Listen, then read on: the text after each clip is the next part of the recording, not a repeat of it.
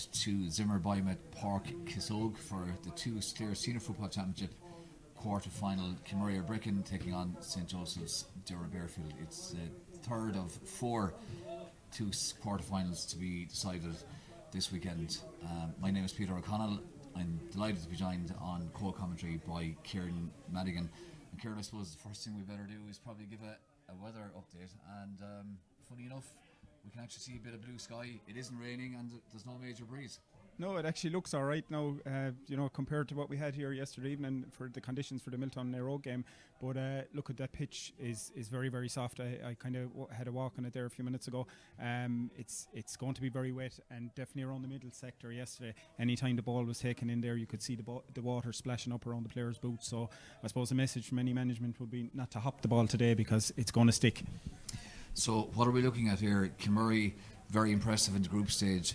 St Joseph's or Barefield, not so impressive into the quarter-final by virtue of 1 point from 3 games. But all of that is a month ago. So, I mean, anything, from St Joseph's point of view, if they've used the last month well, maybe they can up things a bit. Yeah, I think they probably needed that break. 2 months ago, Doora Barefield were probably the form team in the county. They were playing really, really well. They got to the Cusack Cup final. Came within a kick of ball to win it, should have won it, had a chance in the last minute to win it. Erogue put them away in extra time, and since then it's whether it's a lack of confidence or whatever, but they haven't hit the same level since the 3 games they've played in the championship so far. They haven't been anywhere near the level they had shown earlier in the year, so probably they needed that break to reset and come back, because there definitely has to be a big performance in them. They're the under 21A county champions. They're very successful underage. They were in the minor final last year as well, and they've got a conveyor belt to young talent, so I do expect them to have one big performance in them, and I wouldn't be surprised if it comes today. And Kieran, briefly, just before we look at the two teams, you can hear the teams warming up in the background. John O'Connell, the referee from Clare, the big result of the weekend, really, beating Kilrush in the quarter-final of the intermediate championship yesterday by 10 points. Yeah, that was a massive result, but people are saying it was a massive shock. I don't know how big a shock it was really, because the two teams met last year and Clare were the favourites, and on the day Kilrush were excellent. They scored 5 goals, and I would imagine that Clare have been secretly waiting to get another shot at them since. And look, you learn lessons in defeats. They kept a clean sheet yesterday. They didn't concede any goals, and they scored 3 of their own. And a fantastic result from Clare, But it's only 10 years ago when Clare were in the senior county final. So, they're a team that would see themselves as a senior club, but intermediate is a very hard grade to come out of. And while they've done brilliant, they're now in a semi-final. It's one stage further, but they've now got to park that and start thinking about a semi-final. And just a quick update on a game that's on as we speak in Clare. It's the third of the intermediate quarterfinals at half time. Clondegatter leading Navan by 1-8 to 7 points. But back here to Zimmer Biomet Park Kissogue, and we'll run through the Kilmurry Ibrickane starting 15. They've got David Sexton in goals, their full back line, Conor Kearney at full back, Darren Hickey, and wearing number 4 Maurice Donlan. The Kilmurry half back line, Josh Maloney will wear 5 at right half back, Dermot Coughlin is at centre back, and completing the half back line, Dara Sexton. The midfield for Kilmurry, Evan Cahill will be partnered by Diarmuid King. Their half forward line, Kevin Tuberty, Quaylen O'Dea at centre forward, and Colin Consign wearing 12, and Daniel Walsh, Cathal Talty and Shane Hickey makes up the Kilmurry full forward line. And in addition to the Kilmurry substitute bench, Aidan McCarthy will wear number 30. St Joseph's in line out with Tom O'Brien in goals. Their full back line, Samuel Costello, Darrow O'Shea and Fionn Kelleher. The half back line for St Joseph's, James Curran, Conor O'Brien and Keane McDonough. Midfield, Michael Nash will be partnered by Adrian O'Connell. Liam Clune, Owen Tyne and Nicky Hardiman will play in the half forward line. And the St Joseph's inside line, Tom McDonald at full forward, Joseph Rafferty wearing 14 and Paddy Bugler completing the starting 15.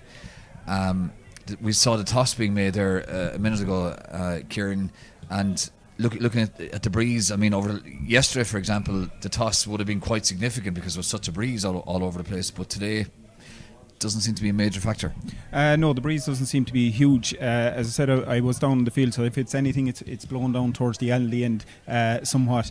But scores are going to be at a premium when the conditions are like this, when the pitch is as heavy as it is, because it's not as easy to make those speedy breaks through the lines, because you're going to get held up with the soft pitch. So any team that can kick a few 2-pointers today will be absolutely massive, and there's certainly players on both teams well capable of it.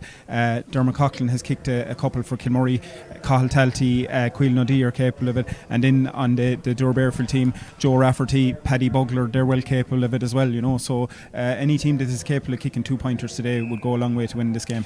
Daniel Walsh wearing 13, but very unlikely to stay inside corner forward.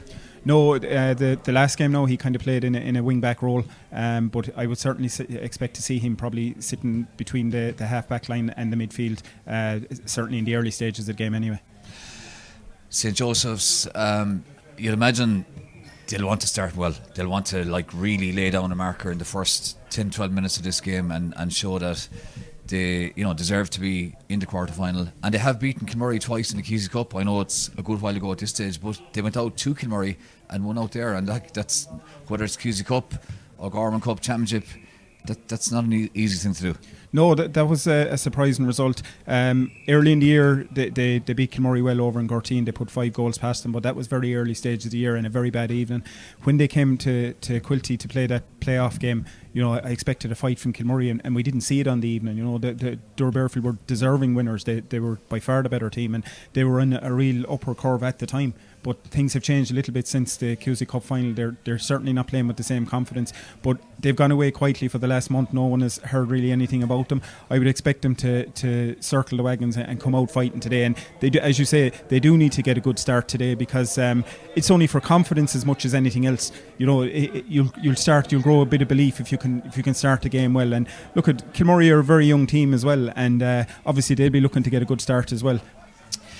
We have to say as well that given the weather we've had over the last few days, Cusack Park looks as good as it's possible. It's a bit soft, but the fact that there wasn't 2 games played here yesterday, and of course the second game today between Cratloe and Ennistimon is on in Corrifin at 4:30, so that's definitely a good decision from the point of view of the health of the pitch. Yeah, absolutely. There's no pitch in the county at the moment that would have been capable of taking 2 games. And look, Cusack Park, we know what the drainage is like here. The surface is always excellent. And when you see how wet it was yesterday evening, there's no way it would have taken 2 games. And then throw 2 more on top of it today, the pitch would have been in a real sorry state, after that. And you'd be playing catch-up, trying to repair it then for the next few weeks. And we'll pause now for Oran Naveen.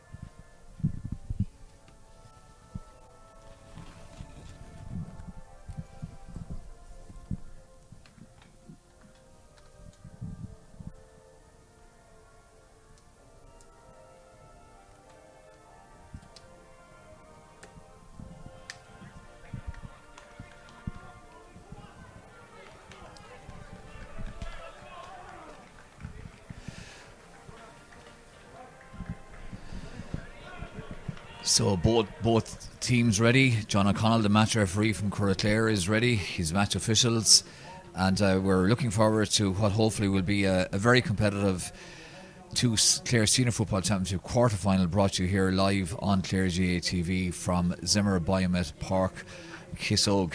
And we've mentioned it a few times in the past, Kieran, but the throw-in is it's always been important to win it, but it's arguably even more important now because you can get to hold onto the ball, and maybe if you can find your free midfielder on the touchline, you can even build towards the score. Yeah, you find now that whoever wins the throw, and they kind of keep possession, and they dictate the first minute or 2 of the game. They can work the ball over and back across the field if you can get clean possession on it, because at least you don't have this pulling and dragging now that the second midfielders used to be doing, and I do think it's a good decision.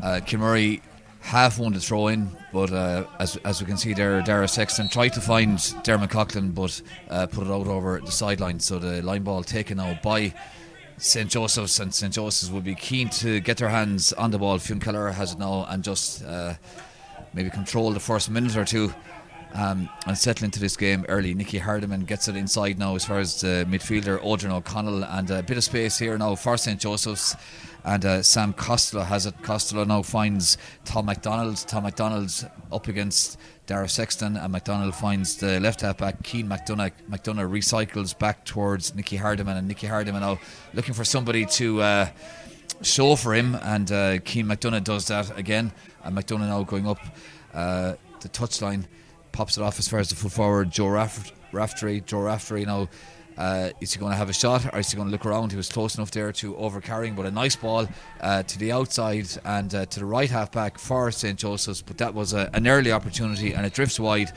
from James Curran, and that was a decent enough chance. Maybe he could have taken another couple of steps towards goal. He probably could have, and it was a very good ball from Joseph Rafferty, but James Curran stole up the wing there and nobody anywhere near him, and that's something Kilmurry will have to keep an eye on, because he was in acres of space and he really should have scored. Dara Sexton now has the ball in the middle of the field. Kilmurry easily maintaining possession from their own kick out. Good ball forward there now from Josh Maloney, and well caught inside by Shane Hickey. Shane Hickey pops it off. First opportunity now for Kilmurry, but it hits the post, and that shot was from Colin Considine. So a bit of a let off there for St. Joseph's, and St. Joseph's now on the far side of the field in possession with Odrin O'Connell, and St. Joseph's a small bit sloppy there, but Fionn Kelleher picks it up, one of the dual players on the Kilmurry team, near enough overcarrying there from Sam Costello, under a bit of pressure, goes to ground, and he'll have been relieved there to get the free out. Yeah, I think he was kind of in no man's land, and he didn't have any support coming to help him either. But look, two chances there, a chance for each team, and both will probably be disappointed that they didn't finish them, because really should be 1 point each at this stage. Odrin O'Connell now on the far side of the field, sowing forward, pops it inside. It wasn't picked up there by Paddy Bugler, and Kilmurry tidy up and look to break out here in numbers. Dermot Coughlin pops it off as far as Conor Carney, and now the man in possession is Daniel Walsh, but Walsh's ball forward is very well cut out there by St. Joseph's Michael Nash, and opportunity, bit of space here now for Tom MacDonald. Can he get the shot in? Yes, he can, and it's an excellent right-footed shot, and it's the first score of this TUS Clare Senior Football Championship quarter-final after 3 minutes, and St. Joseph's or Barefield go into a 1 point to no score lead, and slightly sloppy there from Kilmurry on the way out, and well capitalised by St. Joseph's. Yeah, definitely. Daniel Walsh gave the hand pass away, and they got turned over, but the ball came in. It was a 50-50 ball between Darren Hickey and Tom MacDonald, and definitely the conditions. Darren Hickey slipped there, and Tom MacDonald stole a march in behind him and finished it very, very well. Second kick out there for David Sexton, and the break won by Kilmurry. Quillan O'Dea has now nice ball, lovely ball forward from O'Dea in front of I think it's Colin Considine, or no, in fact it's the full forward Carl Talty. Lovely movement from Talty, and Talty recycles now, gives it back as far as Evan Cahill. Evan Cahill pops to the runner, who's Dermot Coughlin. Advantage being played, Coughlin won't need it. Great run forward, is he going to go for the goal? And he did go for the goal. Probably maybe should have popped it over, but I suppose he knew that he did have advantage, and disadvantage now from well outside the arc, well outside the 45, but we saw there the quality as if we needed a reminding of Dermot Coughlin. Yeah, when Dermot plays through the centre and gets to run at you through the middle, he's devastating. He did the right thing in my opinion there, because the advantage was there and it opened up for him. They opened up left and right, so you could see he had nothing on his mind, only the goal chance. And look at, okay, well, it's a difficult free, at least they still get a chance to get something out of it. So this free now is outside the 45, so it's about 48 yards out, roughly thereabouts. So Dermot Coughlin now off the ground, lining it up, short run up, doesn't strike it particularly well, and it's deflected out over the end line by the St. Joseph's defender. It's going to be a 45, so maybe another opportunity here for Dermot Coughlin to get maybe a better connection this time.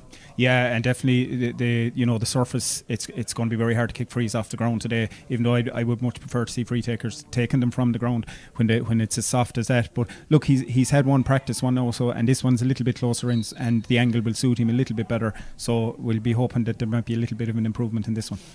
So Dermot Coughlin backs away from this one, steadies himself, composes himself, and approaches this 45, strikes it really well. The strike was excellent, the accuracy was there as well, and it's the opening point for Kilmurry or Ibrickane, and St. Joseph's now and Kilmurry tied on a point each. So a player of his quality is always going to learn from exactly what happened 30 seconds before that. Yeah, absolutely. It was like he had a practice one, and when he lined up for the second one, I had a lot more confidence in him kicking it, but the angle was more suited to a right-footed kicker. The first one was probably going to be more suitable for a left-footed kicker if you had him. And it was a great kick out there from Tom O'Brien, and Liam Clune fouled, so immediately now St. Joseph's have a chance here as Paddy Bugler jogs towards it, have a chance maybe to go back in front. It is of course very, very early, but probably important from a St. Joseph's point of view, Kieran, that they at least make a solid start, if not a spectacular start. Yeah, they have actually settled into the game quite well. They've had plenty of possession, and they've worked a couple of nice moves, created a couple of chances.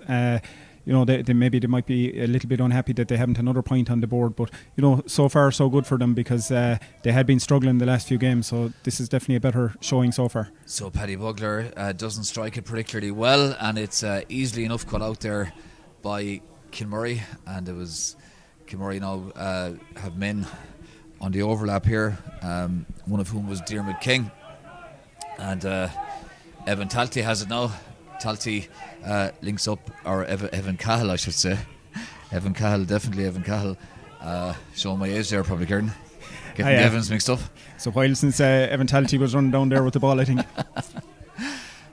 So let's see now. Josh Maloney, great run forward from Maloney, pops it to the runners. The score is on, but it was blocked, and it's good defending there for St. Joseph's. Now can they get out? Can't of course give it to the goalkeeper, and clever ball finding Conor O'Brien on the far side of the field, and in space now Paddy Bugler breaking forward. So Bugler, nice early ball forward as well into Rafferty inside at full forward. Good football there from Rafferty, taking on the two Kilmurry cornerbacks. Can he get it back on his left foot? He can, but it's a second wide for St. Joseph's Doora Barefield, and again every one of those little moments might matter in the end. Yeah, and there's a lot of pace to the game so far. Joshua Maloney was involved with the attack there for Kilmurry, but then he ended up chasing back the field with James Curran going up the wing. I noticed as well that Nicky Hardiman seems to be in acres of space at this side, and he's loose the whole. He's making runs, and if Doora Barefield can find him at any stage, he'll definitely be through for a score. And St. Joseph's now winning the Kilmurry kick out. Can they take advantage? The corner forward has it now, Tom MacDonald. MacDonald has a clear opportunity of a point and takes it. Excellent point there from MacDonald, and it's a fairly obvious thing to say, but it's still so true. If you can break down the opposition kick out, it does give you a great chance of getting them on the back foot, getting them out of shape. Yeah, I think that's one of the main things that came in with the new rules and Jim Gavin's new rules. The kick out is huge now, and we're back to old style, fielding and contests for possession, and that's what we want to see. We don't want to see goalkeepers rolling the ball out 20 yards. You like to see midfield battles, and the old traditional midfielders starting to come back to the fore in Gaelic football. And David Sexton found Evan Cahill there very, very well with that kick out. Cahill fouled and has the free, looking for somebody to make a run, and the man who made that run was Conor Carney, the cornerback. Darren Sexton now. Sexton's was possibly lucky enough there. He was maybe pushed as he was given the hand pass. The free taken quickly, toe to hand by Darren Sexton. Shot on now, and a very good block down. That's gone out for 45, and the shot there was from Shane Hickey. And I have to say, at times there, St. Joseph's defending has been good. Yeah, it has. They've managed to get the hand in again there when the shot was being taken. But go back to the free there from Darren Sexton. Again, another feature of the new rules, the tap and go. There was no standing up waiting. He was gone straight away, and they turned it into an attack for Kilmurry, and Shane Hickey got into a good position. And look, it was a good touch from the Doora Barefield defender to block it going over the bar. So a second 45 in the opening 10 minutes, just 10 minutes gone, as you can see there on the clock, and a second 45 for Kilmurry and for Dermot Coughlin. And even though it's dead straight in front of the goal, the previous one was probably a small bit easier in that it was a slightly better angle. Yeah, I definitely think the previous one was easier. You know, you're aiming for the far post and you're curling it in. The straighter ones are a lot more difficult, and this would probably, you know, I would much prefer to be 30 yards to the left if I was Dermot at this stage. But look at he's a fine free taker, and so it couldn't be. It's literally on the 45 in front of the black spot.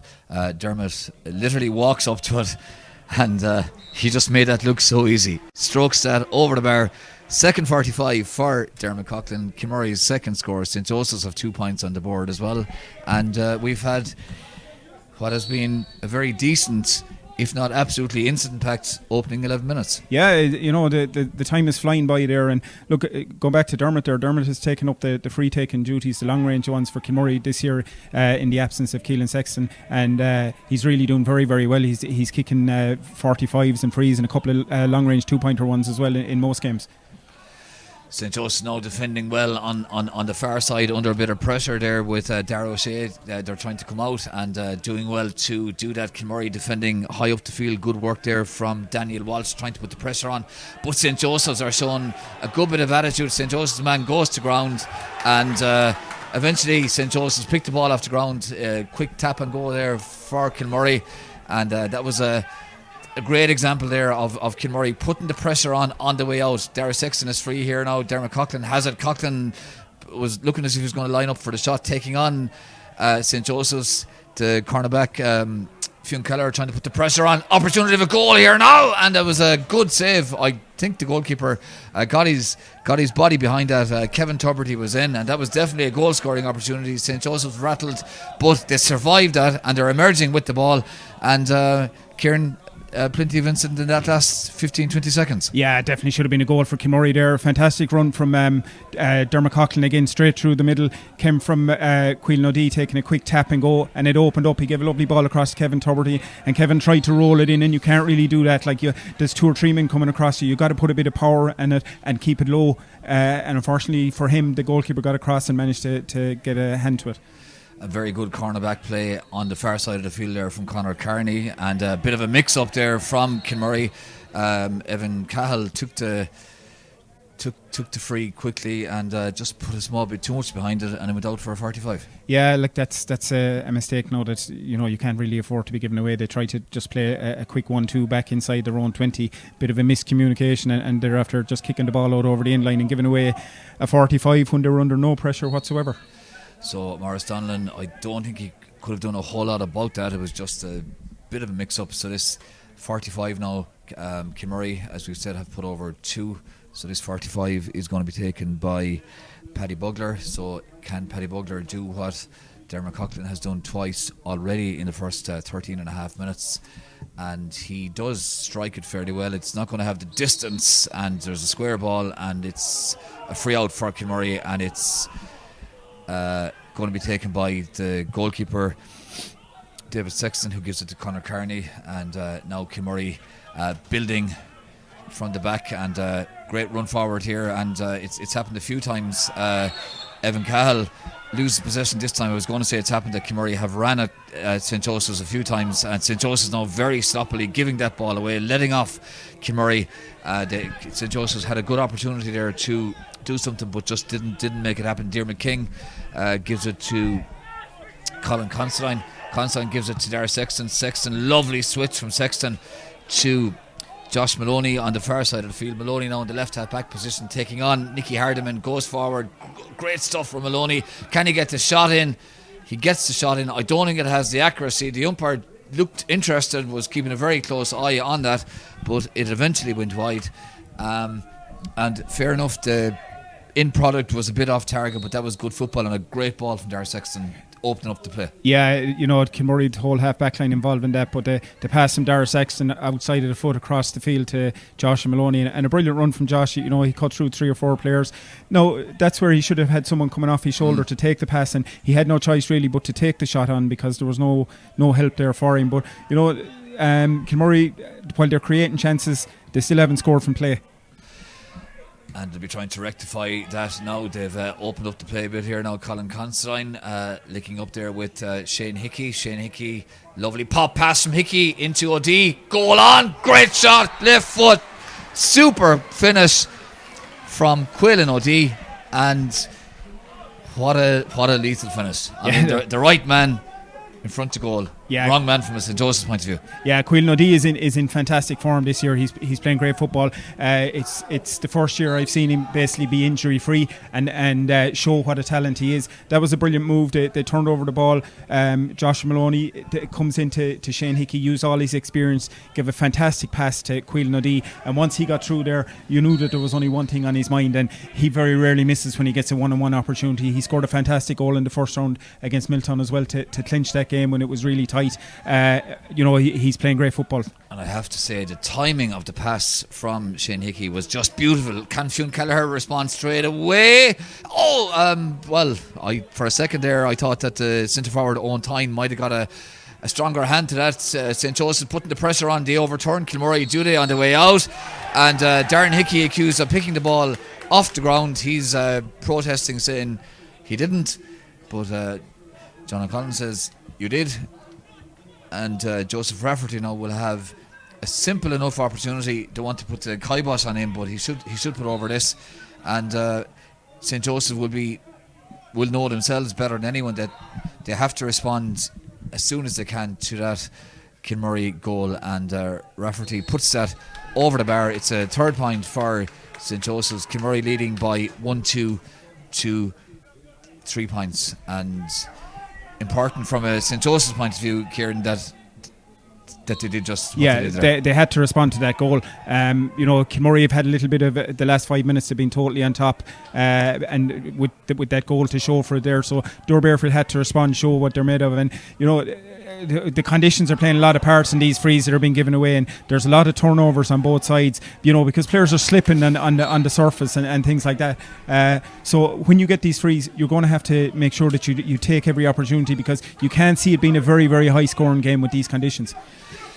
Diarmaid King has it now. King looking around. Is there somebody on the inside line making a run? Shane Hickey comes short. Hickey pops it as far as Daniel Walsh. Walsh pops it to Dermot Coughlin. Nobody after Coughlin. This is all too easy, and he makes it look so easy. Brilliant point from Dermot Coughlin, and as much as we admire his ability, that's a super point. But St. Joseph surely know that they have to be a bit more aggressive. Stopping him from going forward. Doora Barefield are definitely having problems when Kilmurry run at them through the centre. They seem to be doing better when it's out wide, but we've seen it a couple of times now. Dermot's made 3 or 4 runs through the centre, and he's managed to get through the whole way. Josh Maloney's made 2 as well. So they need to do something. They need to drop someone back there to cut out the opening the stair. Nice ball from Tom McDonald to Keane McDonough. McDonough now looks around. Can he find a runner? Can St. Joseph build something from here? Nicky Hardiman is loose here, if he can be found on the stand side of the field here in Keswick Park. It's popped as far as Hardiman. Hardiman goes back in field. St. Joseph's now with Fionn Kelleher looking to maybe just get their hands in the ball a small bit more. Keane McDonough has it. McDonough pops it inside as far as McDonald's, the corner forward. McDonald does well, pops it as far as Bugler, and that shot goes wide. And that was good football there from St. Joseph's, I have to say, but the finish just not quite there at the end. No, it was good football, and they are playing decent football when they get in possession. But there's been a couple of poor finishes now. They should have 2 or 3 more points on the board from 25-30 yards, fairly central, and the breeze not that huge a factor. They may live to regret those, but they are creating the chances, so I suppose they can take the positives from that at least so far. Line ball now taken, and Odrin O'Connell is fouled. O'Connell takes the free quickly. Fionn Kelleher has now, he's wearing 4, but he's playing in a fairly advanced position. They're still 3-3, just about back for both teams in the St. Joseph's half of the field. So St. Joseph's now building here with Odrin O'Connell. O'Connell hand passes the ball to the far side of the field. The centre forward has it now, Owen Tyne. Tyne taking on Dara Sexton. Good run from Tyne. Can he get the shot in? Bouncing the ball. It's very easy to say it up here, but bouncing the ball on the surface, on any surface this weekend, not really working too well. Morris Donnellan pops it as far as Daniel Walsh. Walsh looks inside. Nice ball popped inside to Carl Talty. Talty now taking on the full back. Dara O'Shea. Can Talty make the angle for the shot? Does well to hold on to it. Shane Hickey is free. Hickey wanted it. He got it. and from quite an acute angle, a beautiful point from Shane Hickey, and we all know his experience. He's been around a long time. First play championship for Kilmurry in 2004, but he still has it. He has, and he's got a couple of goals throughout the championship as well. He's been very central to a lot of Kilmurry's good attacking play so far. He was involved in that move twice. He gave the initial pass, but he didn't give up on it. He followed on and took the return from Cathal Talty. Cathal Talty did well, but Kilmurry counter-attacked very well, and they've stolen a march on the kick out again here. Cathal Talty has it again now, gives it back as far as Shane Hickey. They're linking up there on opposite ends of the experience spectrum, but my word, they are both linking up superbly inside, and Kilmurry now playing some really good football. Dermot Coughlin now from distance gets behind that really well, just doesn't quite have the accuracy, but I'd have to say, Kieran, I wouldn't blame him for having a goal because he's playing so well. No, and from a Doora Barefield perspective, the Kilmurry are getting shots away too easily. They need to do something about that. They need to get a bit more pressure on the kickers.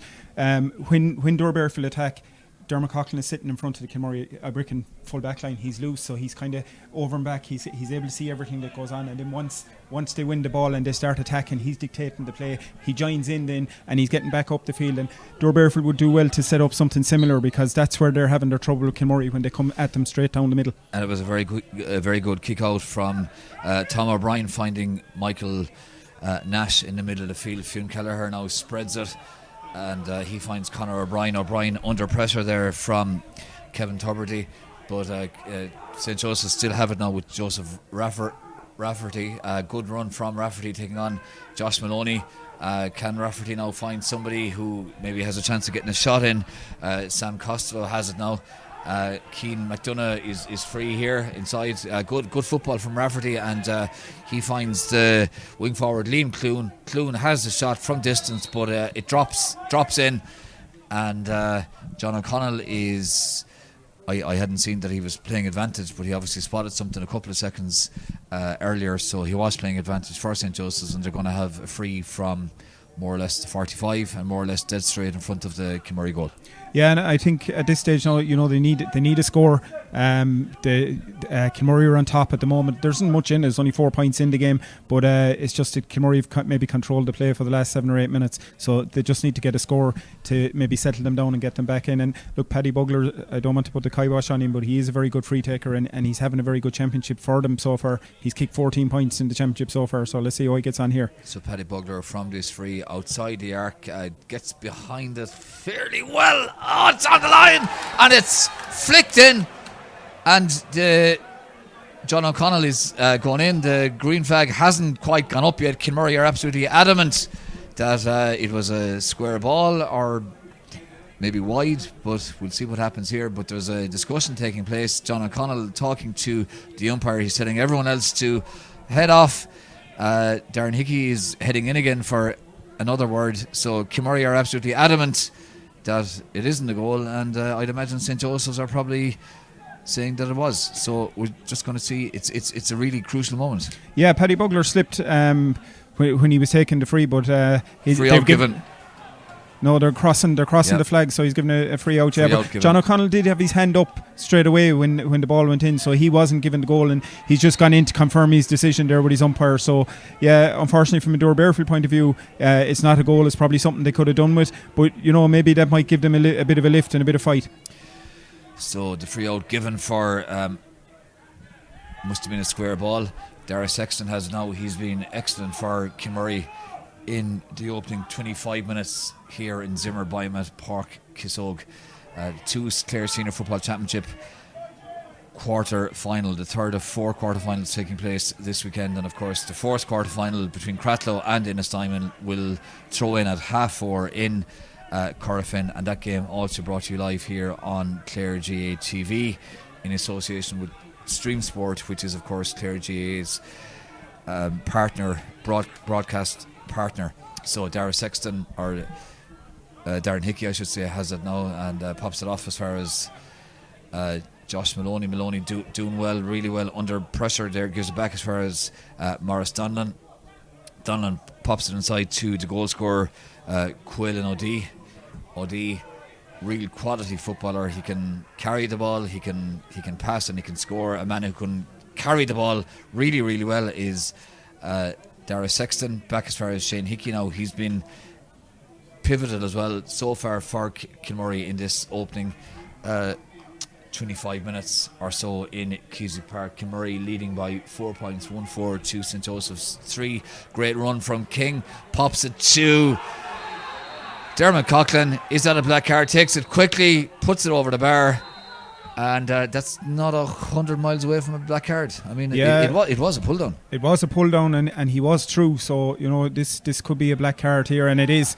Maybe he had no choice if there was a goal on, if he had got through. But again, the same story down through the centre. That's where they're having their problems, and they really need to get into the dressing room at half time and try and address that, because while they are creating chances themselves, they're wide open down the centre, and Dermot Coughlin's having a field day every time he gets on the ball. So black card there for Liam Clune, the number 10 for St Joseph's. He was trying to plead his case here with John O'Connell. Wouldn't blame him for that, but it was a black card. So let's see now. The free's going to be taken eventually. It's been brought in a small bit closer, and making it even easier for Kilmurray. Dermot Coughlin leaves it for Cathal Talty, and Cathal Talty now off his left foot will seek to put this over the bar from just outside the 21-yard line. So Cathal Talty approaches it nice and easily, no problem whatsoever. He's been very good as well for Kilmurray. His movement and his understanding with Shane Hickey inside has been impressive. 27 minutes gone, and Kilmurray leading by 1-5 to 3 points. And the next couple of minutes are going to be kind of important, Kieran, from a St Joseph's point of view, because if they concede any more, it could make it, a tough job impossible. Yeah, and you've seen that in a few games throughout the championship. When a team goes down to a black card, the other team maybe try and take over and kick 5 or 6 scores. So there's a bit of fight coming into this game now, and maybe that black card might liven it up. Will there be another black card? Tom McDonald goes to ground, and in fact, I'm not sure. I'm not exactly. Oh yeah, so yeah, it's a black card. It wasn't maybe quite as obvious, but I suppose it was a black card. There was a player going through, and he was pulled down. Was it as clear a pull down as the previous one? Not sure, but Darren Hickey coming off to a black card, so both teams down to 14. Yeah, to me, no, that was more yellow than a black card, and it's not parish bias, but I did think it was more yellow than a black. But look at the advantage Kilmurray had a minute ago has now been wiped out, so it's 14 each, and a little bit more space on the field. So the next 10 minutes are definitely going to be interesting. Yeah, maybe it wasn't quite as obvious a black card as the previous one, but John O'Connell deciding that it was. So Paddy Bugler now will seek to put this over. It will be a 2-pointer if it goes over. Yes, it does. And that could be a real pivotal moment. It's down now to 3 points, and we mentioned about a minute ago that St Joseph's had to do something here not to let it get away from him. Suddenly 2 incidents, black card for Darren Hickey and a 2-pointer by Paddy Bugler, and suddenly it's a 3-point game. Yeah, well, even though they might be going in at half time a couple of points down, they'll go in happy the way they finished the half. The fact that now Kilmurray have a black card as well, and now that they've got a 2-pointer, I think it's put a bit of fire into Doora Barefield, and they'll be the happier team. They won't want the half to finish, they'll want it to keep going. Diarmaid King has it now after a superb play yet again there from Dara Sexton. So Diarmaid King holding on to it, looking for somebody to make a run, gives it to Daniel Walsh. Walsh still has it, and of course the run here all the time is what a super 2-pointer from Dermot Coughlin. Brilliant from Coughlin, but and you don't want to be too critical of anyone, but very slack from St Joseph's. Like, they know that this man can kick the ball over the bar from any distance out, and they're just letting him do it. Well, it's his 5th point of the half, and yeah, they're standing off and giving Dermot loads of he's a man that they should really be kind of targeting to man market the way he's performed in this first half, and that's a great response from Kilmurray to Paddy Bugler's 2-point free for Doora Barefield. So look, we've got a real contest in our hands now. The 2 black cards have definitely livened up the game, and it's more like a championship game now. That was absolutely brilliant from Dermot Coughlin, and he has it again. Coughlin now raiding up on the far side of the field. He's going to shoot. Well, I was going to say he thought about it for a sec there. Now gives it now to Josh Maloney. Maloney has Dara Sexton running off him. Shot is on for Sexton. Makes a fairly good connection, but it wasn't accurate enough, and it goes wide. But look, there's a good few Kilmurry players playing very, very well. Chief amongst them, Dermot Coughlin. Dara Sexton has been outstanding as well. Yeah, Dara Sexton's having a brilliant championship. He's been one of Kilmurry's best players. He's played very well in every game they've played so far. He's a real leader on the team now. You know, you look at the team you had last year when you had the Martin McMahons and Mark Killeens and Kieran Morrissey's, and they've stepped away now. So Dara's one of the elder statesmen in the defence, and he's a fantastic player and leader, and he's chipping in with scores as well this year. But the Kilmurry support play from their half-back line is excellent. Anytime the ball comes up to the forwards, the three of them are there. Dermot, Dara Sexton, Josh Maloney, they're all there in support, and that's a fantastic sign of the team. Conor O'Brien gives it to Fionn Kelleher. Mickey Hardiman is free on this side if they can see him, but they're opting to attack down the far side. Good run there from Odrin O'Connell. Can he get a nice early ball into Rafferty? Gets it in, but it's broken away. Rafferty, in fact, it's the centre forward, Owen Tyne, pops it. Great football from Tyne, pops it. Chance here now for the right half back from St. Joseph's, and he didn't quite get the shot in the end. I'm not exactly sure what was happening, but it was deflected away and it goes out for 45, and that was a great run from James Gordon. It was, yeah. I thought John O'Connell was given a free in, because when he was about to hand pass it, I thought his hand was pulled back by one of the Kilmurry defenders, and it looks like he's given a free in for that. Or no, they're going with the 45 actually.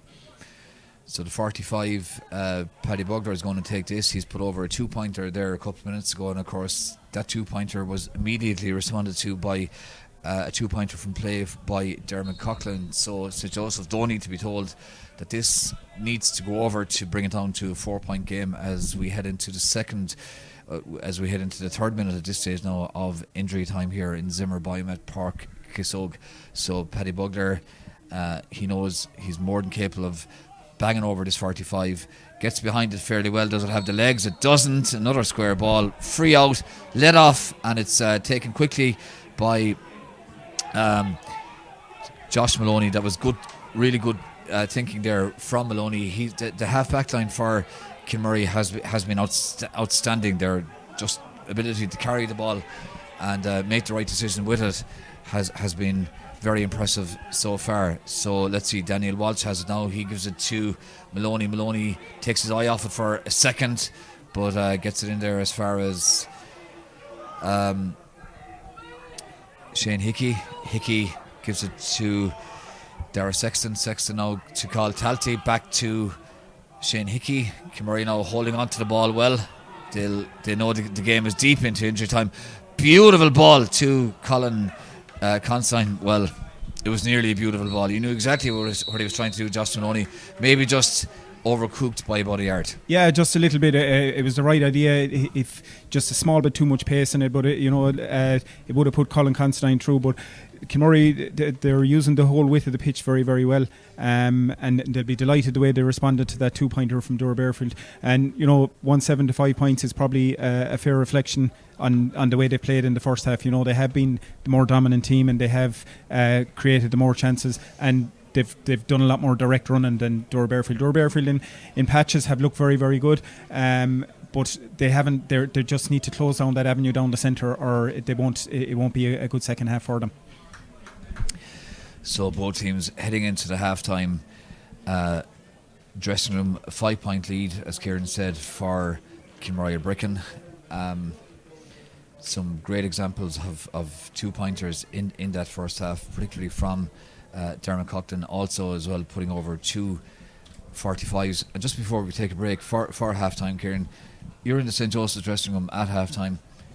What's the message? What is the St. Joseph's management team, led by Donagh Vaughan, what are they looking for? Well, I think the first thing you've got to do is you've got to curb the influence of Dermot Coughlin in the game, and probably Dara Sexton and Joshua Maloney. They're dictating everything. They're involved in every Kilmurry attack, but definitely Dermot Coughlin is the one you have to shut down at the moment. Whether that means man marking him and someone following him everywhere, because he's totally the man in charge in this game so far. I think they need to maybe get Tom McDonald back out further, bring him out around midfield, because he's been starved of possession when he is in there. I know they're switching him in and out, but it's pointless having him in there at the moment the way the game is played. I think they need, when Liam Clune gets back in the field, Liam Clune has been playing well for them, and they need to get more direct running out of him. And Nicky Hardiman needs to get into the game. He's in acres of space, but he's not been fed with enough ball.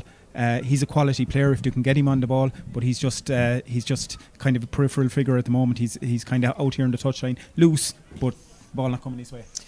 And just very finally, before we take a break, full-time score from the TUS Intermediate Football Championship quarter-final in Clare. An extremely comprehensive win for Clondigad over Navan. It finished, Kieran, Clondigad 220, Navan 111, and we wouldn't have expected that imbalance in a final scoreline from that game. Well, you wouldn't, because last year when they met in the knockout stages in the semi-final, it's Navan that won that game and put Clondigad out of the championship. But to be fair, Clondigad are a different outfit this year. The scores they've been putting up, scoring 3-17, 3-18 in games.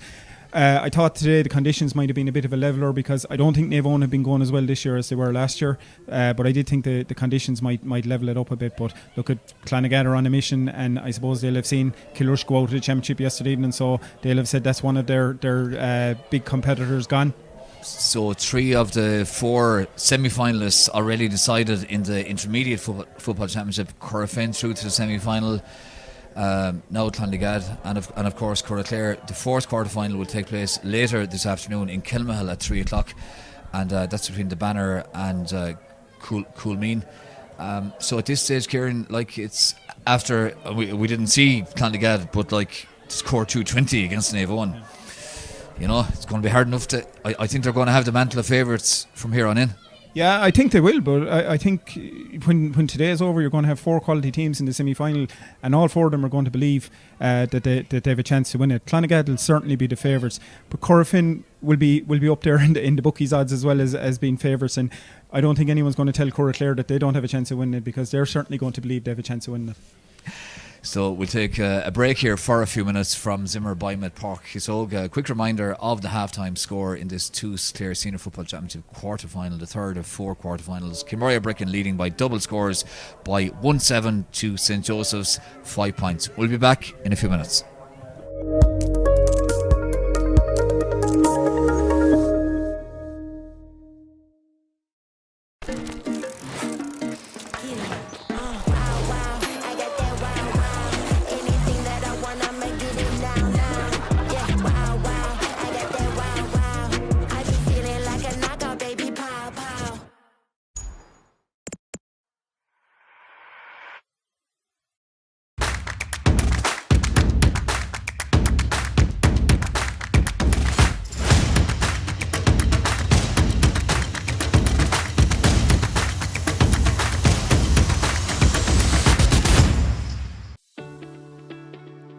Bar and restaurant. We have been trading since 1974. The same food, the same quality, at affordable prices. Excellent customer service has always been our number one. So whatever the occasion, big or small, let our team take care of you.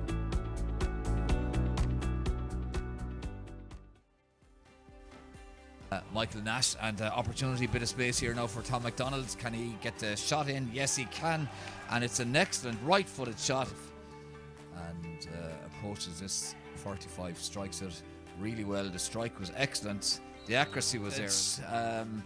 The corner forward has it now, Tom McDonald. McDonald has a clear opportunity of a point and takes it on the 45 in front of the black spot. Dermot literally walks up to it, and he just made that look so easy. Shane Hickey, lovely pop pass from Hickey into O'D. Goal on, great shot, left foot, super finish. They have to respond as soon as they can to that Kilmurry goal, and Rafferty puts that over the bar. Coughlin, this is all too easy, and he, makes it look so easy. Brilliant point from Dermot Coughlin. He got it, and from quite an acute angle, a beautiful point from Shane Hickey. The 21-yard line, so-called Talty approaches it nice and easily, no problem whatsoever. That it was. So Paddy Bugler now will seek to put this over. It would be a 2-pointer if it goes over. Yes, it does. Walsh still has it, and of course the run here all the time is What a super 2-pointer.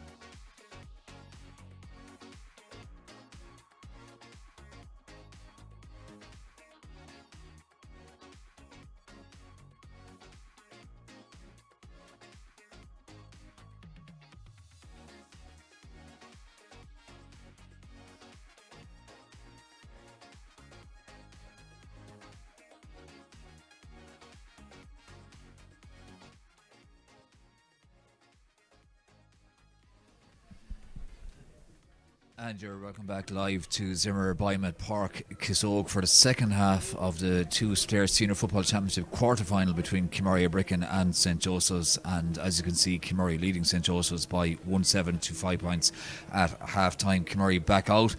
And very quickly, we'll just run through the Kilmurry team again.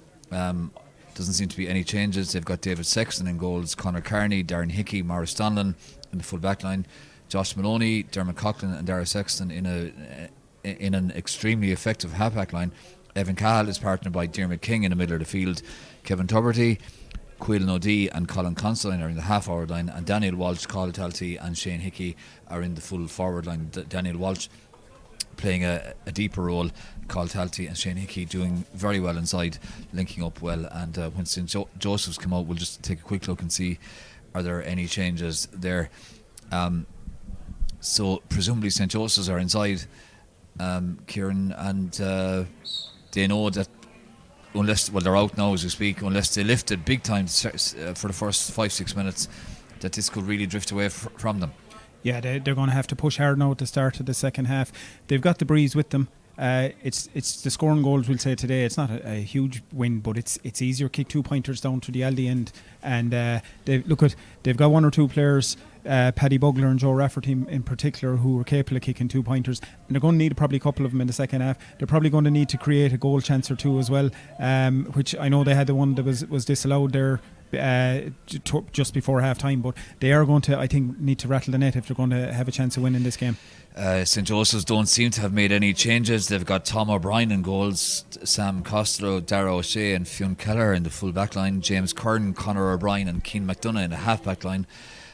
In the middle, Michael Nash is partnered by Odrin O'Connell, although it looks as if James Curran has moved there for the start of the second half. Liam Clune, Owen Tyne and Nicky Hardiman were 10, 11 and 12. Tom McDonald, Joseph Rafferty and Paddy Bugler make up the St. Joseph's full forward line. John O'Connell is ready. It hasn't been raining, but we've seen, in fact, the rain is just literally, as I mentioned, that the rain starts to come down, because I was going to say John O'Connell just shows how much running he's doing, that he's covered in sweat, as we can see there from his referee's kit. So straight away now St. Joseph's win the throw in, and they have a bit of a space here now for their right half back James Curran. Breaking forward, did he think about the shot for a second or two? Gives it back as far as Tom McDonald. Tom McDonald is well able to get a shot in if he gets the space, being well held up there by Diarmuid King. And Kilmurry trying to push St. Joseph's back out the field. Keane McDonough spreads it to Michael Nash. Good ball from Nash as far as Rafferty under pressure. Can he get control of it? He can, up against Josh Maloney. Good there from Rafferty. Now can he find a teammate in a more advantageous position? Gives it back as far as Conor O'Brien at centre back. O'Brien gives it to McDonald, but that was very sloppy there from St. Joseph's. Like, that's a killer from their point of view. And St. Joseph's give away the free. Dermot Coughlin fouled Conor O'Brien. Probably felt he had to give it away, that free, but that was very sloppy. Very sloppy twice in the one move, because the ball came across to Joe Rafferty as well, and it just bounced in front of him and he miscontrolled it, and if he had got it, Nicky Hardiman was inside him, and then sloppy as well there, giving away the ball. But the pick up from Dermot Coughlin on the run was was fantastic, and a lovely bit of skill, and Kilmurry back in control of possession again. Dara Sexton has been involved in so much of Kilmurry's good play, has it now, pops it off. Josh Maloney similarly has been part of a very effective Kilmurry half backline, and they link up nicely there now. Quillan O'Dea gives it as far as Diarmuid King. King looks around, looking for somebody to free themselves up. He finds Shane Hickey. Shane Hickey finds Dara Sexton. And Kilmurry now being allowed to just hold on to possession, not under huge pressure. So maybe St. Joseph's need to just push out a small bit, push out 4 or 5 yards, put that bit of pressure on. Diarmuid King has it again now, and Diarmuid King now under a bit of pressure there from Owen Tyne. Kilmurry spread it left now to Quillan O'Dea, the goal scorer, as the rain comes down in Zimmer Biomet Park, Kissogue. Quillan O'Dea off his left foot, it drops in short, and a free in given to Kilmurry, I have to say I didn't see what happened there. I'll tell you what happened. They've decided that Odin O'Connell is going to mark Dermot Coughlin, which he is, but he's doing a little bit of pushing and shoving off the ball. Harmless stuff really, but John O'Connell spotted it, and when Quil Noddy decided to take on Fionn Kelleher and got the shot away and it didn't go over, he pulled it back for a free. So Dermot Coughlin now off his hands this time. He's put over 245s, obviously from the ground. Dermot Coughlin, beautiful clean strike on that ball. That's his 6th point, Kieran, isn't it? And it's a 6-point lead for Kilmurry over St. Joseph's as the rain begins to hammer down, and Fionn Kelleher substituted now for St. Joseph's, and the man who has come in is Charlie Hannon wearing 18. And Fionn Kelleher has a bit of a bandage there on his thigh. He's a dual player as well, and of course St. Joseph's facing a relegation final next weekend against Corofin. Yeah, and obviously they'll be hoping he'll be alright for that, but he looks to be carrying that leg. He's very, very heavily strapped, and he'll be a massive loss for them. You know, he's a man that's been in the Clare County panel all year, and you know, Doora Barefield are through. Goal chance on, and it's in the back of their net. Joseph Rafferty finishes, and game on. It's down to a 3-point game. And we mentioned it a good few times that Kilmurry, you know, at times with Dermot Coughlin in particular, have ran through St. Joseph's. St. Joseph's did exactly the same thing that time, and it finished in the back of the net. Great finish. Yeah, it just opened up for them. They ran straight down the heart of the Kilmurry defence, and it opened up for Joseph Rafferty, and he suddenly found himself 1-on-1 with David Sexton. And look, a very good finish. He and we said that they probably would need a goal to make a game of it. Back to a 3-point game now, and you know it should be game on because it's only a couple of minutes, and those two players with the black cards will be back on the field as well. And slightly different approach from St. Joseph's. Now that ball went out over the line. I did think it was a Kilmurry line ball, but it's been given to St. Joseph's. Darren Hickey back in, so Kilmurry back to their full complement of 15 players. So the line ball is taken there by Paddy Bugler, and you can just sense we're high up in the stand here in Keswick Park, but you can just sense that St. Joseph's, there's a bit more life about St. Joseph's now. Maybe they're beginning to believe that something can happen here. The wing forward has it, Liam Clune, and now the right half back, although he's playing in the middle of the field, James Curran recycles to Keane McDonough. McDonough gives it to Conor O'Brien, and a bit of a sustained period now of possession for St. Joseph's, and if they can maybe get the next score, Kieran, well then, yeah, some game. I think that they need that, and look at they're breaking through again. There's another opportunity here, and that goes wide. So that was a decent enough opportunity for St. Joseph's, but it drifted wide. We mentioned earlier on that the conditions were quite good, or the weather was quite decent, but the rain now beginning to come down quite heavily, and we've had so much of that over the last couple of days. It's had a big influence on a lot of games, and it might have an influence here as well. Yeah, I think it will, and you can see that the way they're pushing the Kilmurry kick out now, they've changed their tactics on the kick outs, and as you said, like they need to get a little sustained spell of possession, because they have been kind of turning over the ball very quickly, and with the last minute or two they seem to have got a little bit on top of Kilmurry, and they'll be hoping to make hay and get a couple of scores out of it while they have the dominance. James Curran won that ball, and John O'Connell spots something off the ball, and in fairness we have to give him credit for consistency there, because he spotted it earlier on for that last score, that the last Kilmurry score that Dermot Coughlin put over to put Kilmurry into a 6-point lead, and he's obviously spotted something here as well.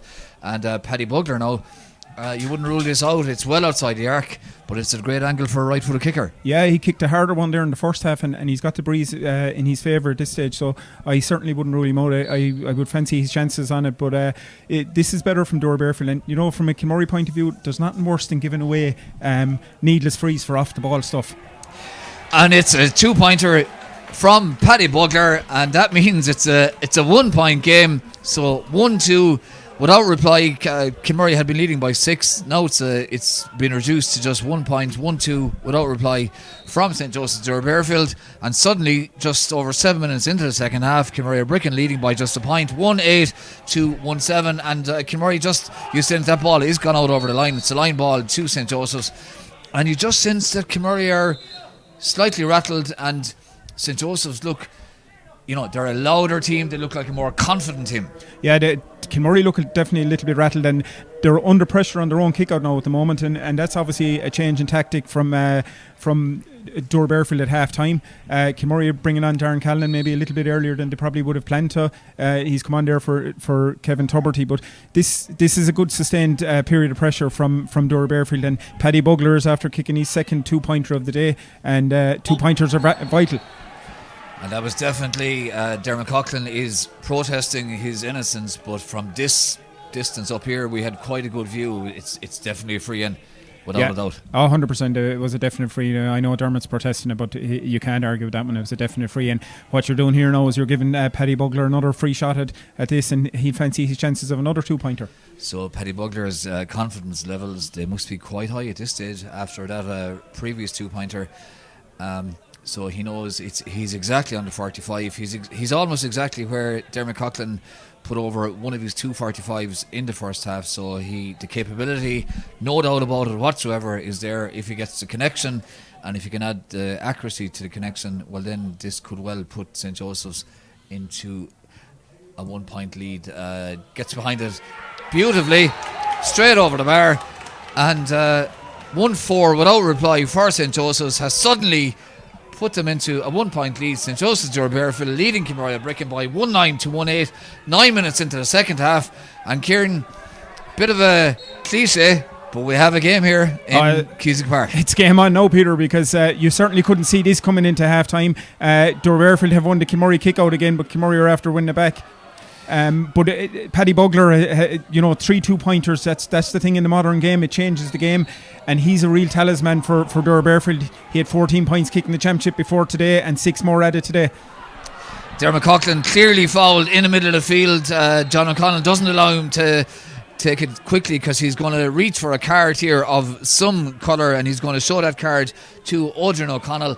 And quite clearly St. Joseph's man on the ground now as well. It's a yellow card for Odrin O'Connell, and quite clearly, Kieran, St. Joseph's, as we mentioned a couple of times in the first half, at half time they said, listen, we have to stop Dermot Coughlin going up the field. We have to get hands on him. There's a bit of a row breaking out here now in front of us as well, so we'll just keep an eye on that and see what happens as a result of that.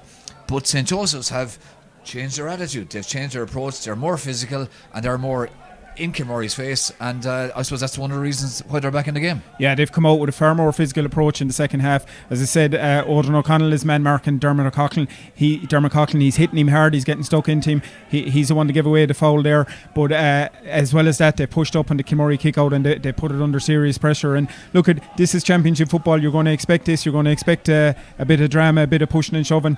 Don't think there's anything too serious going on, but John O'Connell has come down to the sideline now to have a word with one of the mentors on the Doora Barefield thing, and I think he's flashed a yellow card. John O'Connell has whipped out a yellow card to one of the St. Joseph's mentors.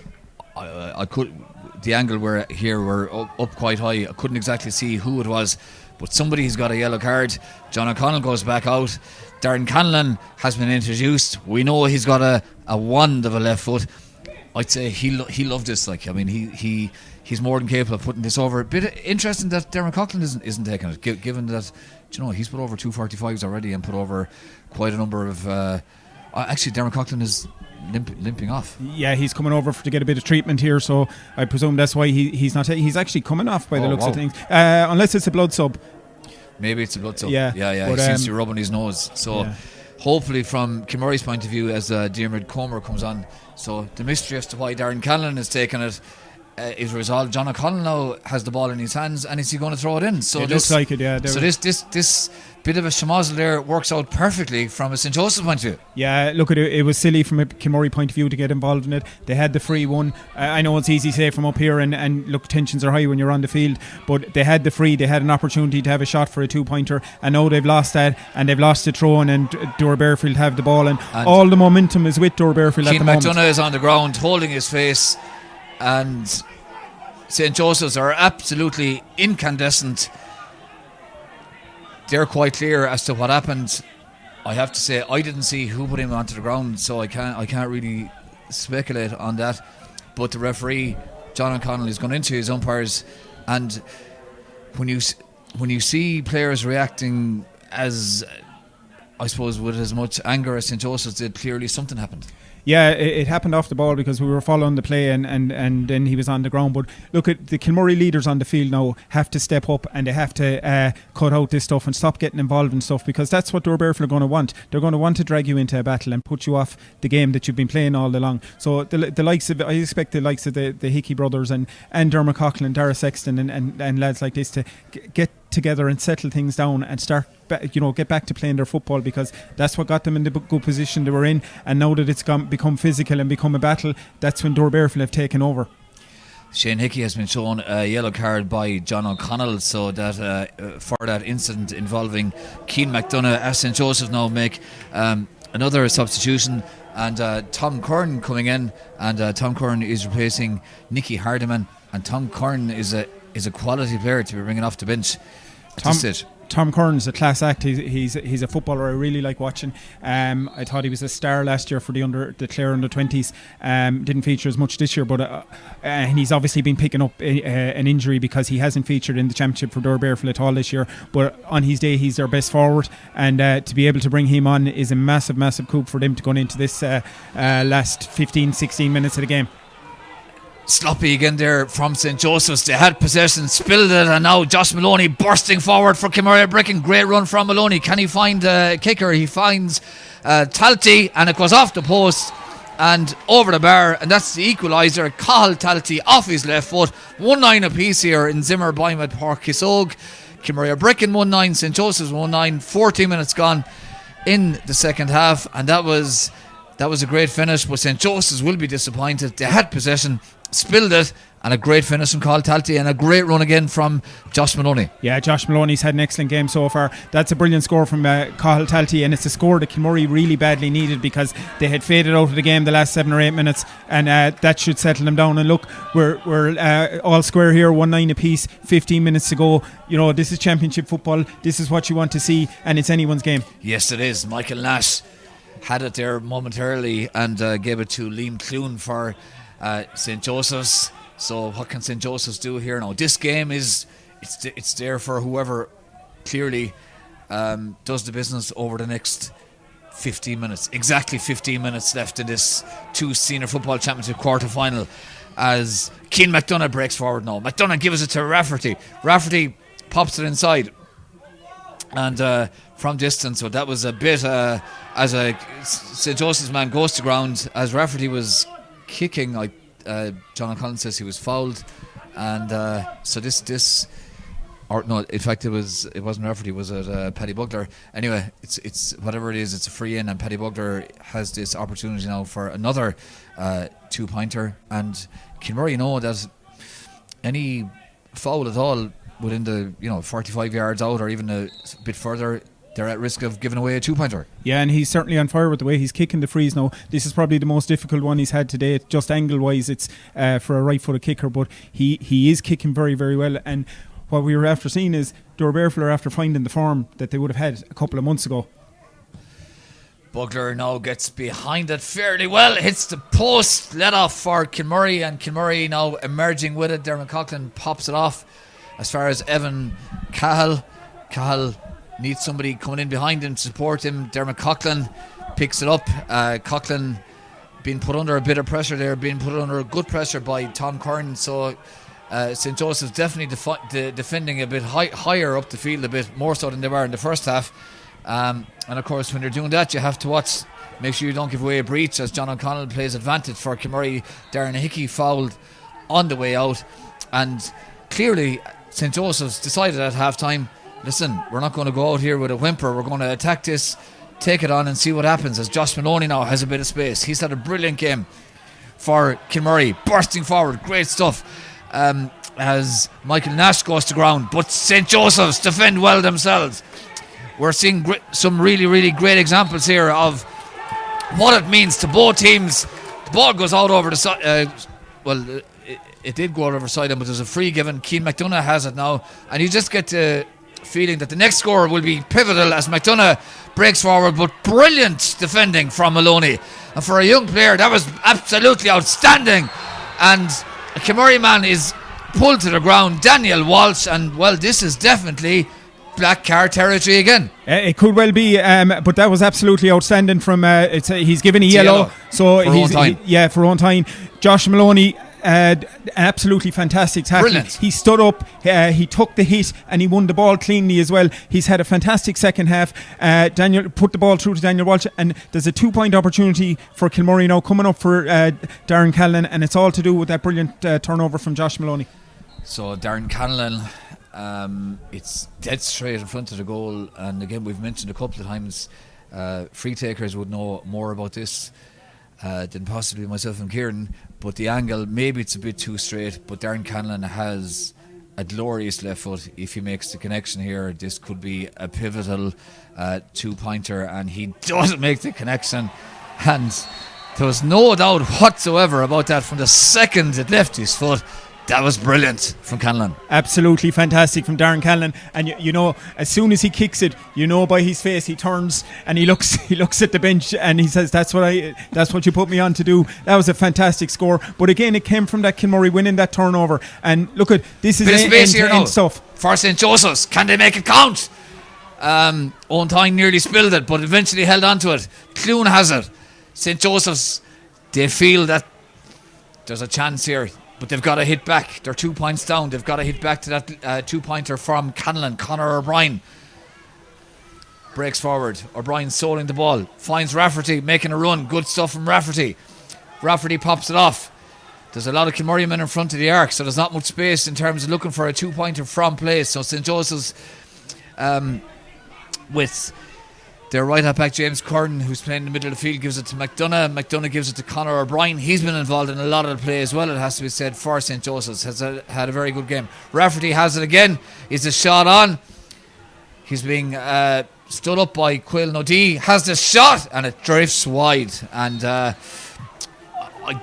mean, it's very easy to know it all from up here, but the shot maybe was it on, or if it was on, just a small bit more conviction. Yeah, I don't know, was he trying to drop it in to create a goal chance or what he was trying to do, but look at it, that was really one that they should have taken the point. I think that Dermot Coughlin is carrying something there. He's the last 7 or 8 minutes he's just kind of gingerly walking around. He looks like he's struggling, and Kilmurry would want to address that or see what's wrong. Diarmuid Boyle on now for Conor O'Brien. I thought Conor O'Brien was involved in a good bit of the play as Kilmurry spilled possession and give the free away as well.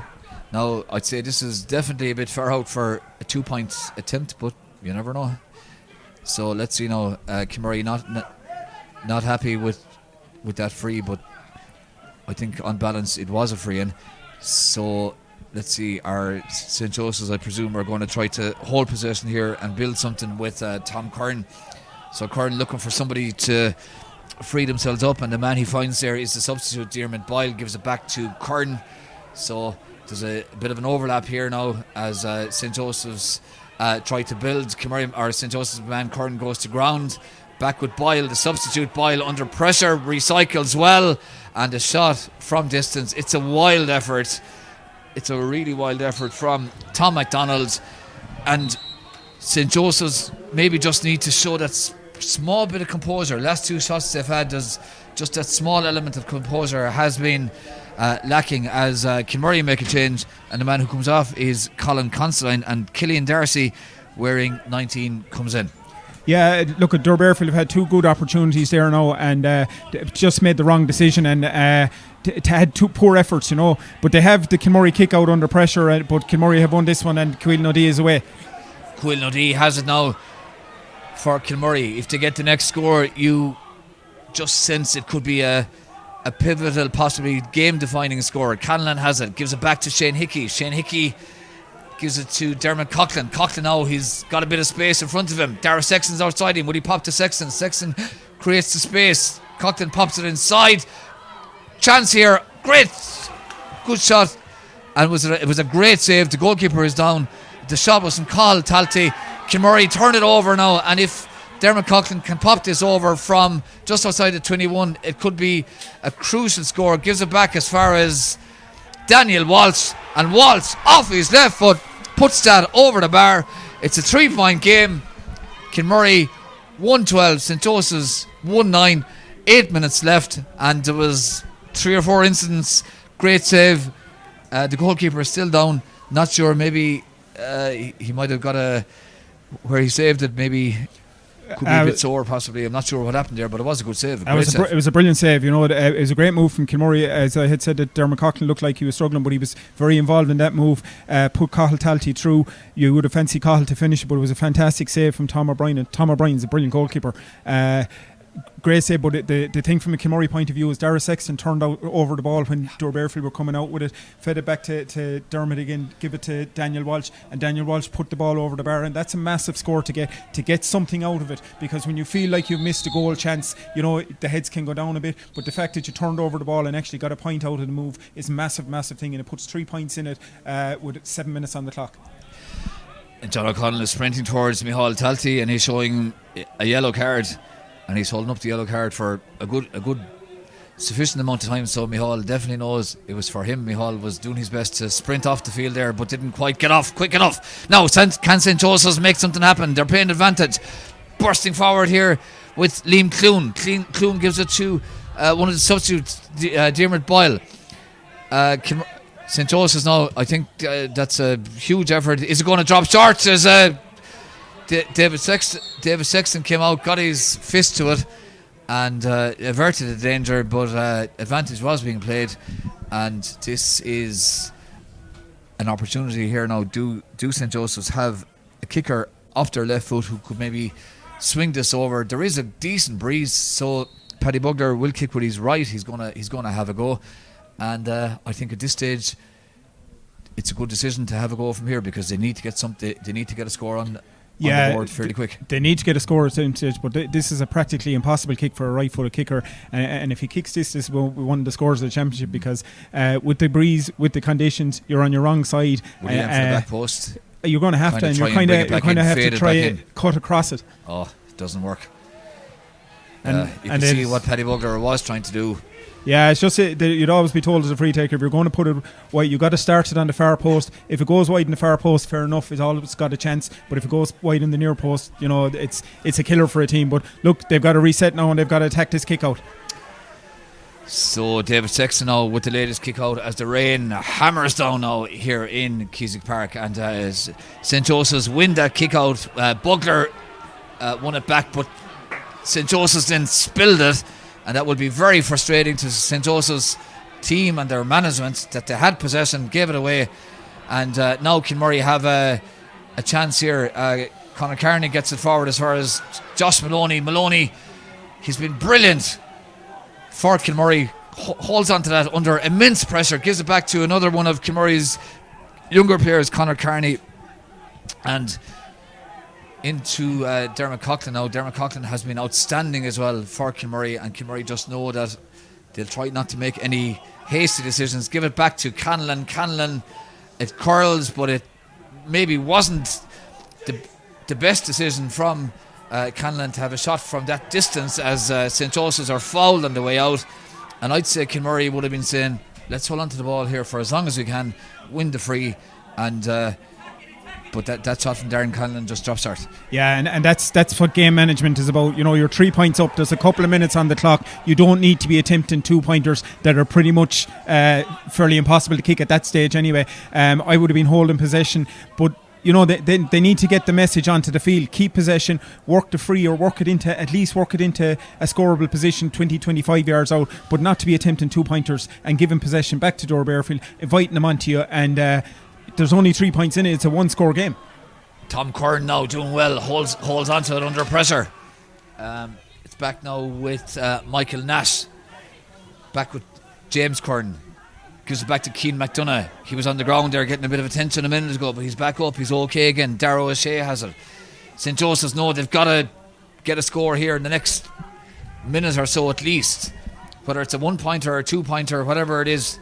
There's a bit of an angle here now, and it's a decent effort from distance.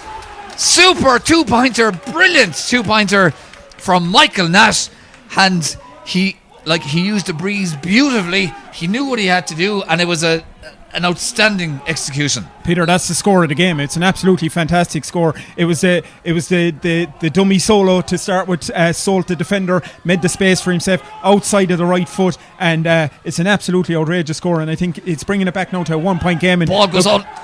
Sorry for interrupting, Kieran. We're getting too excited up here. Ball goes out over the sideline. There's a St. Joseph's man on the ground, but St. Joseph's have the ball as well. Rafferty from distance. It looks as if it's straight over the bar, and yes, it is. It's a 2-pointer, and suddenly St. Joseph's, Doora Barefield, go into a 1 point lead. We've got 2.5 minutes left here in Cusack Park. St. Joseph's 113, Kilmurry 112.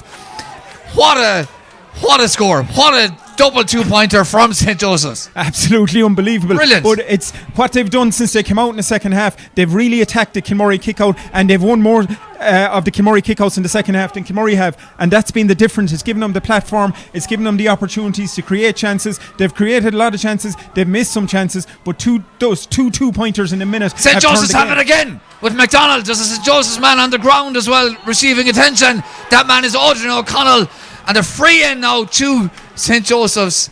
And are we on for what would be a huge shock? It would be a massive shock, Kieran. It would be a massive shock going on the form of the two teams coming into it, because Doora Barefield haven't shown anything like this in the championship, and they didn't show it in the first half either. But obviously, a bit like we were here a couple of weeks ago when Ennistimon were in the same position and looked like they were going out of the championship, and they threw the shackles off and they came out. Doora Barefield have done something similar. It's been a superb second half performance from them. Some of the 2-pointers have been absolutely fantastic to watch. I love seeing 2-pointers, long distance shooting, and we've been treated to a good few of them here today. And it's their game to lose now. Paddy Bugler now, he's about 50 yards out, well behind the 45. If he puts this over, St. Joseph's will obviously lead by 3 points. They're leading by 1 as we speak. At the very least, he'll be looking to kill it. Doesn't strike it particularly well. Doesn't kill it. Can St. Joseph's win it back inside? They can.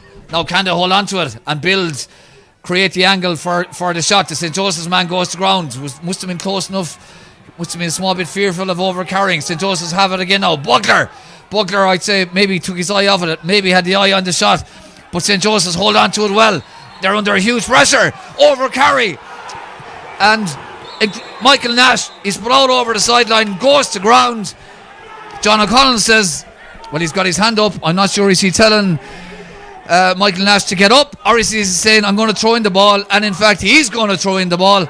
And from a Kilmurry point of view, that must be incredibly frustrating. They had Darren Hickey is furious. John O'Connell is going to throw it in, and get little moments like this can be championship defining. Yeah, game management, that's what it's all about. I actually thought that Daniel Walsh was fouled, but he got pulled for overcarrying, and then a bit of overreaction, and now we've got a hot ball, and Aidan McCarthy is looking to join the fray. He's ready to come on there for Kilmurry Ibrickane. This is going to be a crazy last 3 minutes of injury time. Josh Maloney wins it. Ball goes to ground. He pulls on it. Everything that happens here now in the next few seconds, Cian Maloney goes to ground. He thought it was a free. John O'Connell says no. Shane Hickey, referee's playing advantage. Canlan has it, fighting for everything. St. Joseph's win it back, and John O'Connell brings it back. That was brilliant defending there. Very, very brave defending from Charlie Hannon. Went down, put his body on the line, and it's going to be a free in to Kilmurry Ibrickane, about 47, 48 yards out. I think we've got 3 minutes of injury time. Substitution being made here. Aidan McCarthy, as you said, coming in. He's coming in for Shane Hickey.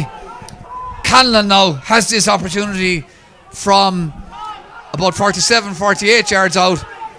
And who would bet against Darren Canlan putting over this 2-pointer? Well, he kicked a fantastic one, but I'd say it was about 10 yards closer than this one. He certainly got the distance. He is into the breeze. He is the man you would want on the ball at this stage of the game. A minute into injury time, and you're a point down. There's no one better in the club to have a go at this, but it's a very, very tough kick. It's been a fantastic second half. It's had everything, and we're going down now to into the last minute. Anything can happen. If you're on the line here, Kieran, would you say to Darren Canlan, go short, let's try and hold on to the ball for a few seconds here, let's try to maybe create the opportunity for a 1-pointer, equaliser, bring it to injury time, or would you go for it? If I was Dermot Coughlin, I'd be making a run 20 yards to his right, and looking to get it there and work a position, because you know what, get the equaliser first and I worry about taking the lead after that. But I don't think Darren Callan's going to do that. Darren Callan has the headlines in his mind here, I think. Well, we know what he can do. He's done it plenty times for Kilmurry Ibrickane. St. Joseph's have put over a remarkable series of 2-pointers, as have Kilmurry. It's been some game here. Callan stepped up to it, strikes it well, but it doesn't have the accuracy, and it's gone wide. And we've got 40 seconds left here of injury time in Zimmer Boymed Parkisog in the third of the fourth TUS Clare Senior Football Championship quarterfinals, and there's a huge shock on here. St. Joseph's hadn't won a game in getting to the quarterfinal. Now they're seconds away from winning the quarterfinal against Kilmurry, who had won all 3 games, 113 to 112. This kick out from Tom O'Brien is going to be pivotal. St. Joseph's win it in the middle of the field. Owen Tyne has it. Tyne spills it. Kilmurry have it back with Quill Noddy. Kilmurry knows there's Kilmurry man on the ground as well. They know, Diarmuid King knows he's got to make something happen here. They've got to equalise from this attack to bring it to extra time. Joshua Maloney, he's been brilliant for Kilmurry. Bursts forward, loses possession, and John O'Connell says he was fouled. Dermot Coughlin goes toe to hand. John O'Connell says no, come back. And this is another opportunity now for Kilmurry from distance, from exactly right on the 45, and a perfect angle for a right-footed kicker, and no better man from a Kilmurry point of view than Dermot Coughlin. He's taking it nice and quick, no delay in here, slips as he takes it, it drops short. Who's going to win the breaking ball? Quill Noddy does. Can Noddy get onto his left foot? Yes, he can. It's gone wide. It's gone wide, and Kilmurry still a point adrift of St. Joseph's, who lead by 113 to 112. 4 minutes gone in injury time. Incredible drama here, Kieran. Unbelievable, Peter. I just can't. 4 minutes played. A minute of the overtime has already been played, and Kilmurry had 2 opportunities there. Dermot's free and Quill Noddy's chance as well. You know, they've had more than their share of opportunities to get something out of this, and it looks like this is going to be the last kick out. Tom O'Brien welts it down the field. It's the last kick of what was a thrilling TUS Senior Football Championship quarter-final, and St. Joseph's Doora Barefield have beaten Kilmurry Ibrickane by 113 to 112. They're into the semi-final. St. Joseph or Kilmurry absolutely shell-shocked. The rain hammering down in Cusack Park. It won't matter to St. Joseph's. What a second half, Kieran. An unbelievable second half, Peter. It was a really, really good game of football. Doora Barefield turned the form book on its head there in the second half. They came out a totally different team. They came out the team that we would have expected to see a couple of months back when they were in flying form. Obviously had a good chat in the dressing room. They came out far more physical, but they took the opportunities of the 2-pointers when they were there. Paddy Bugler kicked some excellent ones, and Joe Rafferty in the end, he kicked 1-2 in the second half. He had a massive influence on them winning the game. They were far more physical, but they attacked the Kilmurry kick-out, and they took over the Kilmurry kick-out, and they dominated that sector. They were far hungrier in the tackle. They turned over far more ball than Kilmurry, and Kilmurry will be disappointed with that second half shown, because they were excellent in the first half. A lot of good performances. Joshua Maloney was excellent, one of the best displays I've seen him give for Kilmurry. Dermot Coughlin, Dara Sexton, but unfortunately they didn't get enough out of the forward line, especially in that second half. And look, it's very easy to be nitpicking, but will Kilmurry reflect on what we mentioned there a couple of minutes ago? A couple of those 2-point opportunities really late on, would they have been better? And you know, who are we to tell Kilmurry what to do? But like, would they have been better off trying to go short and maybe win a free closer in, and as you said, get to extra time? I would have thought so. Like, you're kicking into the wind and you're kicking well outside the 45-metre line. Realistically, you know, there isn't too many in the country that can put over those type of scores in the conditions we have here today. And I would have thought, and I said to you, that maybe Dermot should have made a run and worked the ball, because if you have possession, there's a good chance you'll engineer a scoreable free and bring it to extra time, and I'd worry about winning the game then. I just thought, you know, maybe needed someone to stand up and maybe make those calls, and it didn't happen. They took on the opportunities, and Dermot was unlucky with his last free. He slipped. He'd been kicking his frees very well all day, but he was still kicking into the wind, and it would have taken something fantastic to actually score it from there. But all credit to Doora Barefield, a fantastic second half display, and on that display in the second half alone, I think they deserved it. And a couple more things just before we finish up, Kieran. You're have a think about this. I won't put you on the spot entirely because it's been such an unbelievable second half. It's hard to think straight, I suppose. Just have a think about who player the match wise who you might select. There's a good few contenders. There are certainly a good few contenders. You'd look at Paddy Bugler because of what he did and the 2 pointers he kicked. I thought, look at Oran O'Connell. He definitely curbed Dermot Coughlin's influence for a while there in the second half, and that obviously cut off a massive attacking threat for Kilmurry. But and Tom McDonald had a big game as well for them. And Michael Nash kicked a fantastic 2 pointer. But I think if you're looking for someone, I think you have to give it to Joseph Rafferty. 1-3 over the hour, but that goal he scored was inspirational, and the 2 pointer he kicked there in the second half I think was a massive part of them winning the game, and he'd be the man I'd be giving man the match to. We're looking at Michael O'Dwyer coming off the field as well. He's part of the management of St. Joseph's, one of Kilmurry's greatest players. I mean, what a contribution he has made to his own club. I'm sure he'll be, from a coaching point of view, he'll be happy to have been part of that, but I suppose he'll have slightly mixed feelings as well. Yeah, and look at anyone that gets involved in coaching and goes outside your own club, you're probably going to have to face your own boys at some stage. But look, Michael O'Dwyer has been a fantastic servant for Kilmurry, played senior football into his 40s, a brilliant player. I think he's 8 or 9 championships, and he doesn't owe anyone anything. He's a fantastic player, and he's still playing a bit of junior football as well. But big contribution from him to the Doora Barefield cause today. And look, while he obviously won't be too happy seeing Kilmurry go out of the championship, he'll be delighted for Doora Barefield and what the work he's doing with them. And Kieran, just before we finish up, I mean, we have to just give enormous credit to, St. Joseph's got great scorers. Fair play to them. They have the ability to do that, but they showed massive character in that second half. I mean, I'd say they said at half time, listen, this is a season, I don't want to exaggerate too much, maybe a career defining half hour in front of us here. Are we going to stand up, or what are we going to do? Well, absolutely, because if you look at coming into the championship, the 3 games played, they hadn't won any. They'd drawn one game, and they were lucky to draw that. It was pretty much the last kick of the game. Nicky Hardiman scored a free to equalise against Kildysart. They were well beaten by Erogue, as most teams are, to be honest, and they were beaten by Cratloe as well. So they came into this game not having won a game, and to think that this performance was there today, it was hard to see it. We knew what quality players they have. They have some fantastic underage teams over the last few years, but that they have good footballers. And look, they showed it in that second half today when everything was on the line. They were going out of the championship. Everyone was saying, how did they get to a quarter final not having won a game? They showed today that they deserve it. Look at them now they're in the semi-final of the county championship. Yep, they showed it, and they just played some great stuff in that second half, and really, I suppose, to borrow a phrase from other sporting codes, they fronted up and made it happen. So that's it for now from Cusack Park. A 1-point win for St. Joseph's Doora Barefield into the last 4.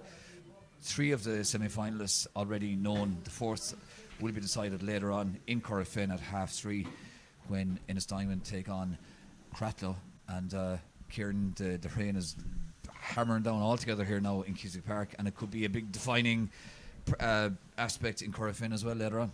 Yeah, and that's the unfortunate thing about the conditions, because that has the makings of a really, really good game. It's the one game of the weekend that I thought could be the best, but unfortunately the conditions are not going to help it. I still think it will be good battle and good quality performance. I hope that we see the Innis Diamond performance that we saw in the second half here the last day, because if they play that type of football, we could be in for a really good game, because what way Cratloe always come in and try and play good attacking football, and hopefully Innis Diamond do the same. And look, the quarterfinals have been decent.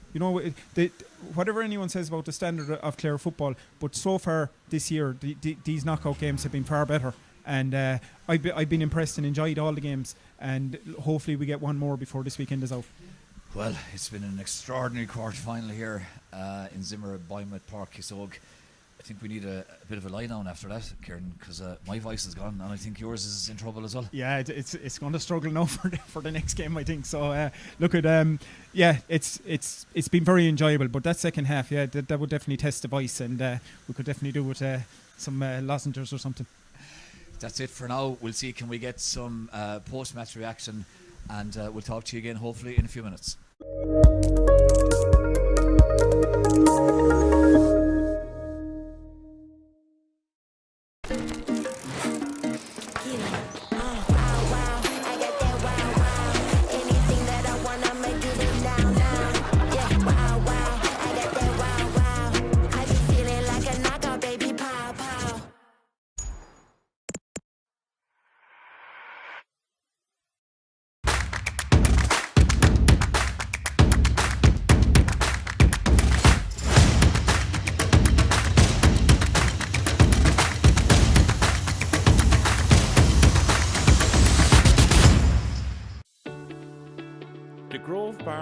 Restaurant.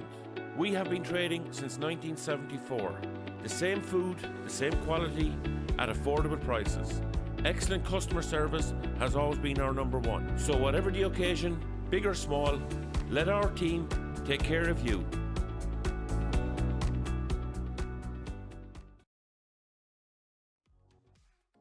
Michael Nash, and opportunity, bit of space here now for Tom McDonald. Can he get the shot in? Yes, he can, and it's an excellent right-footed shot, and approaches this 45, strikes it really well. The strike was excellent, the accuracy was there. The corner forward has it now, Tom McDonald. McDonald has a clear opportunity of a point and takes it on the 45 in front of the black spot.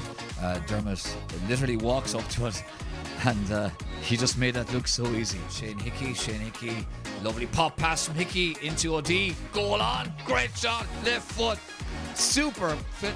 They have to respond as soon as they can to that Kilmurry goal, and Rafferty puts that over the bar. Coughlin, this is all too easy, and he, well, makes it look so easy. Brilliant point from Dermot Coughlin. He got it, and from quite an acute angle, a beautiful point from Shane Hickey. The 21-yard line. So Talty approaches it nice and easily, no problem whatsoever. That it was. So Paddy Bugler now will seek to put this over. It will be a 2-pointer if it goes over. Yes, it does. Walsh still has it, and of course the run here all the time is what a so Dermot Coughlin now off his hands this time as well, over 245s, obviously from the ground. Dermot Coughlin, beautiful clean strike. And it's been in the Clare County panel all year, and you know Doora Barefield are through. Goal chance on, and it's in the back of their net. Joseph Rafferty finishes. From a Kilmurry point of view, there's nothing worse than giving away needless frees for off the ball stuff. And it's a 2-pointer. Well put St. Joseph's into a 1-point lead. Gets behind it beautifully. Straight up forward for Kilmurry Ibrickane. Great run from Maloney. Can he find a kicker? He finds Talty, and it goes off the post. And connection here. This could be a pivotal 2-pointer, and he doesn't make the connection. And there was no be a crucial score. Gives it back as far as Daniel Walsh, and Walsh off his left foot puts that over a 2-pointer, whatever it is. There's a bit of an angle here now, and it's a decent effort from distance. St. Joseph's have the ball as well. Rafferty from distance. It looks as if it's straight over the bar, and yes, it is. It's a 2-pointer, and Sunday.